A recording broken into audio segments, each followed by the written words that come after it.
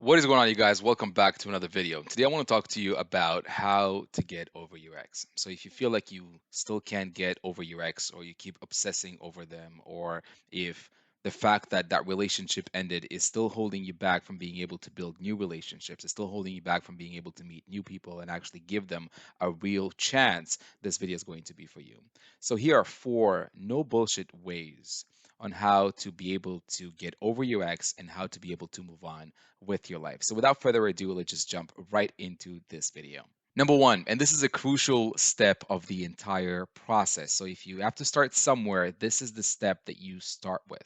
Go no contact. And I mean it, go complete no contact. You don't need closure. You don't need to say the last word. You don't need that old sweater that you left at their place. Stop looking for reasons to continue getting in touch with them, to continue talking to them, right? To continue, as much as we feel like we want to do that, especially if we've been together for a long time, right? We feel like we always need to have them in our lives. So we continue looking for reasons to reconnect with them. We need to stop doing that if we want to be able to move on. Now, the reason that we're going no contact, right? Because the reason is important. The reason why we're going no contact is not because we're trying to teach them a lesson. It's not because we're giving them the silent treatment while we are waiting for them to reach out to us, or maybe wait for them to tell us how much they miss us, how much they want us back, how they messed up, and how they are sorry. This is not why we are going no contact. We are going no contact, right? It kind of aligns with that whole out of sight, out of mind idea, right? We need to create a window of time where we completely have zero contact with them so we can finally start moving on with our lives. That's the only reason why we're going no contact. We're going no contact because we're doing it for ourselves. It's not to send a message to them, right? It's more so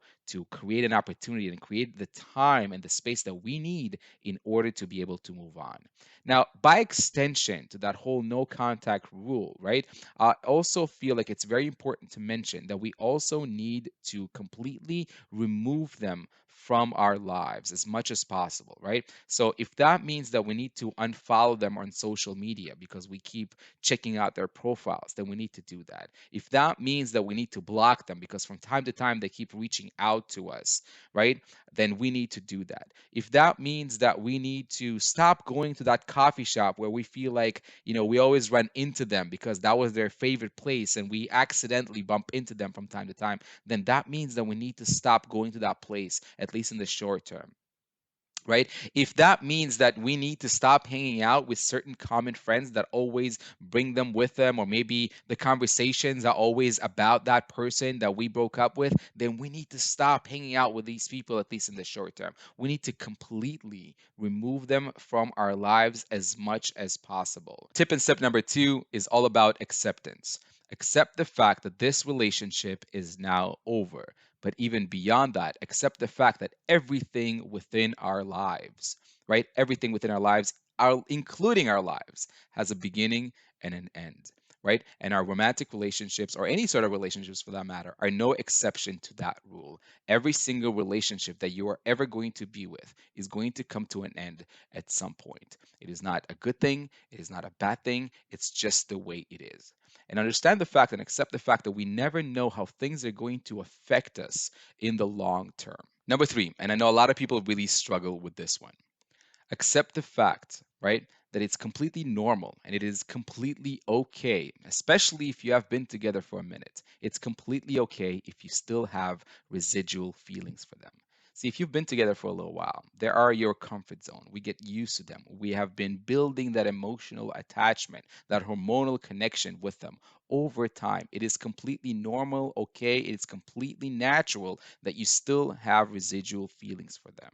It is not, however, a sign. It is not, however, a reason to try to get back with them or allow them to come back into your life. What's over is over for a reason. And it is completely okay that, at least in the short term, we still feel some kind of a way about it. It's completely okay if we still feel like we love them, right? It's completely okay if we still have these residual emotions and feelings towards them. But again, that's not a reason, right? And that's not a sign that you need to try to salvage this or try to rebuild this. And number four, continue investing in yourself.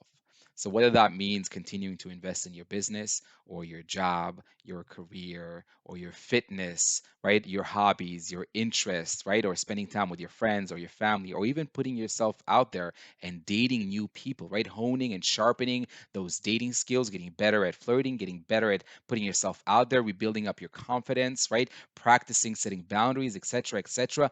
Do all of these things, right? Because your ability to be able to move on really starts with your ability to start looking forward, right, into the future instead of continuously dwelling on the past, right? So the sooner, and sometimes we do need to fake it until we make it, right? Sometimes we don't feel like looking into the future when something really, really terrible has happened to us in the short term, and we feel like we just need to, continue dwelling on it or romanticizing this relationship or trying to figure out where did we go wrong, all of those things. But the only way to be able to move on, and that should really go without saying, right, is to start looking forward instead of continuously looking backwards. The moment that you're going to start investing in yourself, you're going to push yourself, right, to look into the future instead of obsessing, right, and looking into the past. Now, hopefully this helps. And if you did, drop a like on this video, subscribe to the channel if you aren't already, and check out this video right here where I talk about the etiquette for who pays on the first date. This is sort of a controversial subject that I really simplified because I really don't feel like it should be